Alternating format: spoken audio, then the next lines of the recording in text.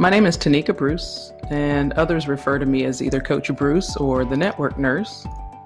I'm a registered nurse and an author, a leader and a doctoral student, and also a wife and parent. And I co-authored a #1 selling inspirational book, Limitless Success, and just recently Wired for Uncommon Success, to inspire and motivate you to reach your wildest dreams. I believe everyone should be living their absolute best and most successful life, and I'm passionate about finding purpose and passion and also mentorship and being the cause of change. So the aim of this podcast is to discuss nurse X's and O's, from nursing to networking, and show you how my experiences and lessons of sport, leadership, business, adversity, teamwork, and championship success can help nurses and healthcare workers.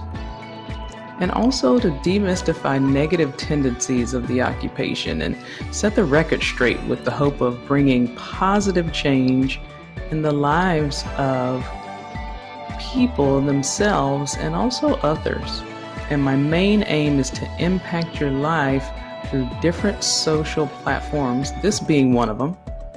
But also I do one-on-one coaching and mentorship just to help develop laser-like focus. It's much needed today, and to help you chase after the dreams that you have, and not just chase after them, but also chase them with a relentless pursuit of your purpose and your passion, and to be able to achieve all of your dreams. So join me on this journey, and I'm looking forward to discovering much, much more. So today we're going to talk about some untold things with regards to mental health of nurses. And nurses are at a much higher risk of suicide than the general population. And again, this might not be a popular talk.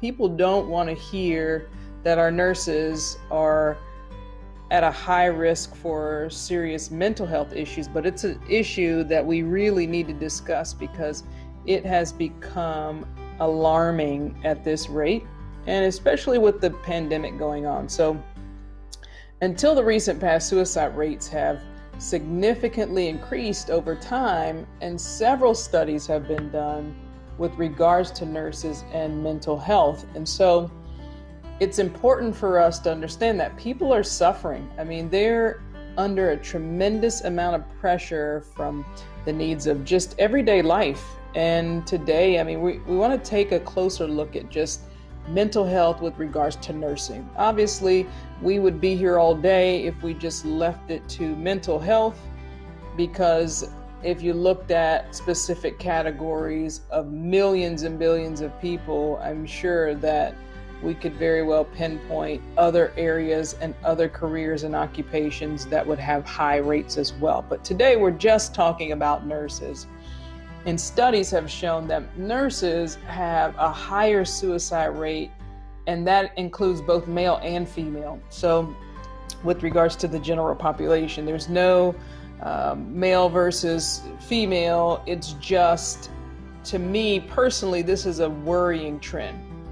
And the people that make up the largest group of healthcare workers, nurses, I myself as a nurse, we basically make up 60 to 70% of, if you just use the example of a hospital setting.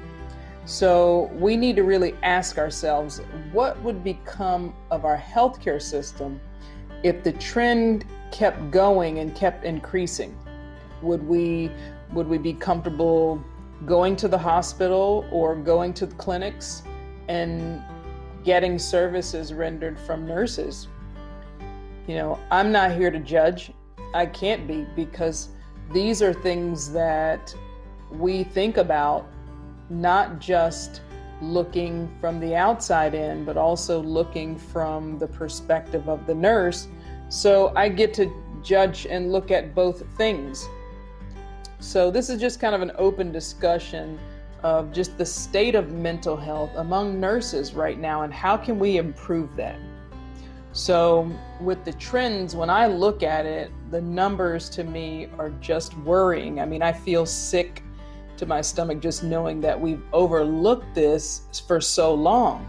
And we've placed so many nurses and frontline workers in impossible situations, just assuming that they're cut out for this. And understand that nurses are not immune to challenges and struggles.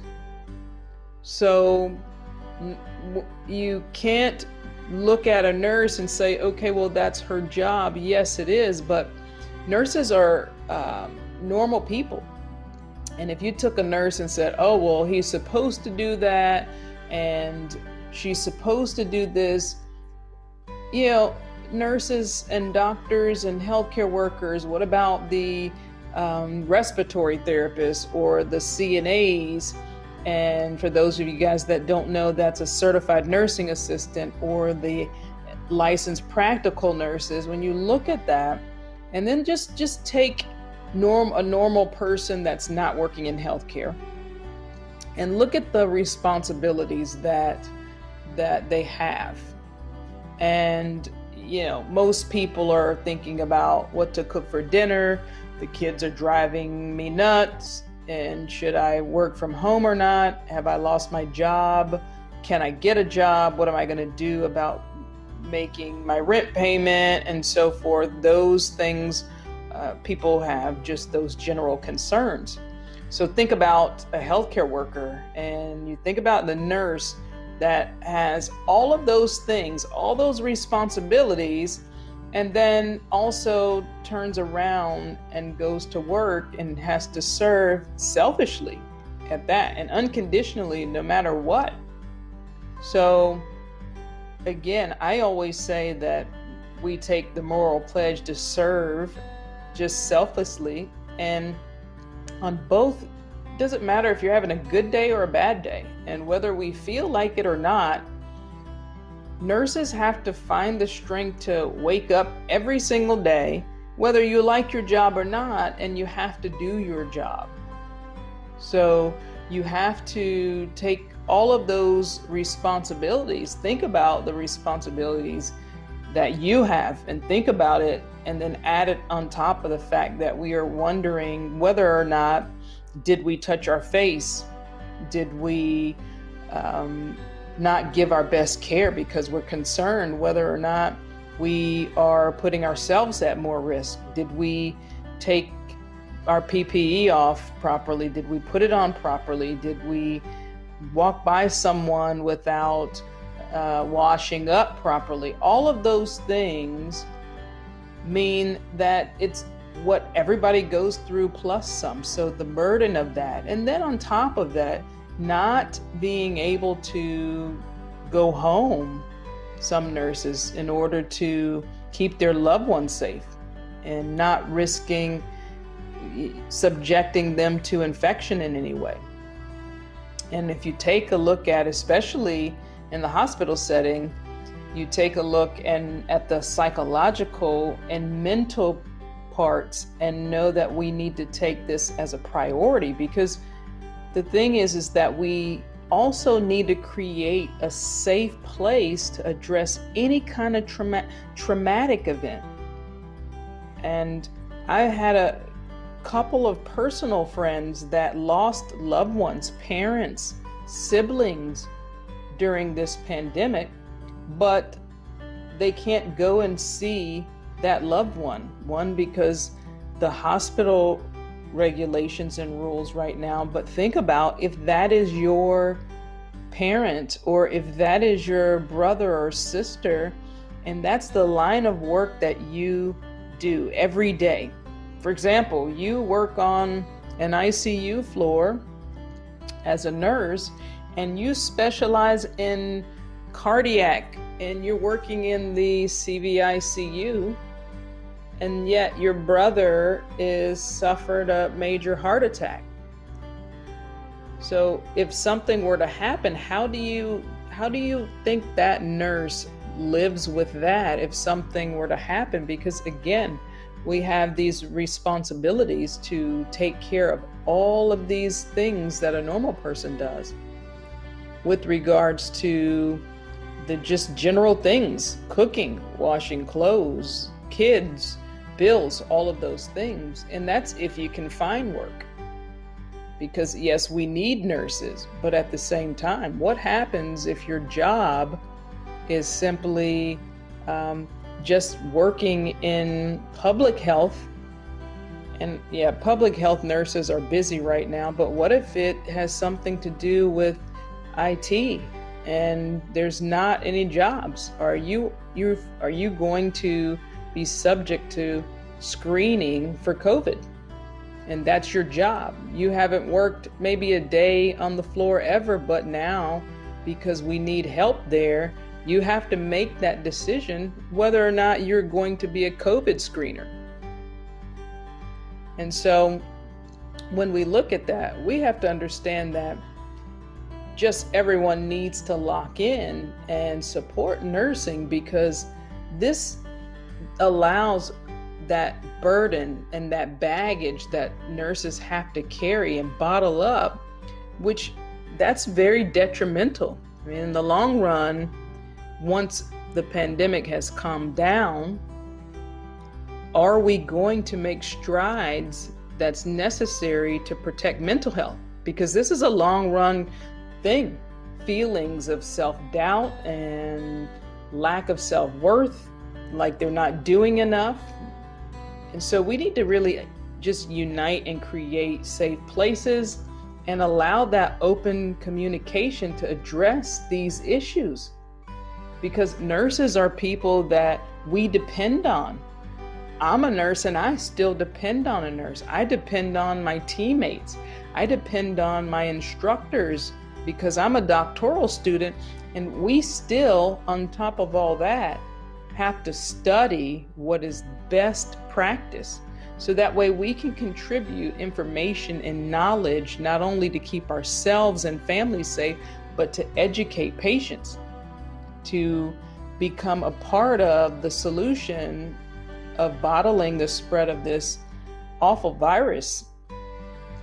So when we talk about sacrifices and nurses and healthcare workers, and I don't mean just nurses, but healthcare workers in general, essential workers, having to choose between if I'm going to go home or risk infecting my family, or if I'm going to stay away and keep them safe. And this is an impossible decision to make. So already there are so many things that has to go into play with nurses and healthcare workers that a normal person would never dream of.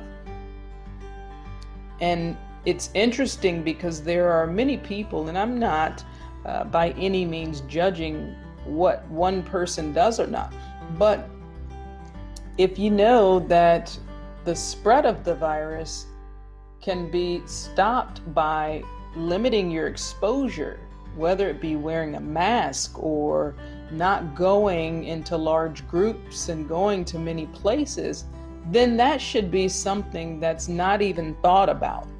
Because going to the beach or going to vacation is the least of a healthcare worker's concern. They're fighting for their lives, and from shift to shift, they may be struggling just to pay for a hotel because they love their loved ones and don't want to be a part of the spread. And so making sacrifices like that, I think that's something that people really need to have in the forefront of their mind when they make these decisions and say, how can I contribute and how can I help? So if wearing a mask is caring and following guidelines and staying home unless you really need to leave the house, then let's all do that, and let's take responsibility and lessen the load of the work that's going on in hospitals, so staff can go home and staff can feel that they're being a part of a solution and not just being burdened with more and more people that ultimately they may not be able to help. So these things that we've talked about today with regards to mental health at some point may or may not take a toll on people. It may not happen. But it worries me that we're in the stage that we are in right now, and we're not doing a good enough job talking about mental health. So let's keep that on the forefront of our minds, knowing that it's a very important thing that we have to do. And like you guys to just go, I've put a few things on there of how we can be mindful, the things that we can do for nurses and healthcare workers, just ways that we can simplify our mind and really just take a deep breath and help us throughout this pandemic. Hopefully you guys liked today's episode. My goal is to be of help to you in making even the slightest change in your life through this podcast. And if that happens, then that's achievement enough for me. And I'd love to hear your thoughts. Make sure you don't forget to subscribe to the podcast. That's very important. And also connect with me on my social media pages. And if you want to know more about me, please visit tonikabruce.com. Now, there's always 3 things that you need to do in between now and the next episode. 1, don't forget to share it with your friends and family. 2, know when the next episode will be. And number 3, win your day.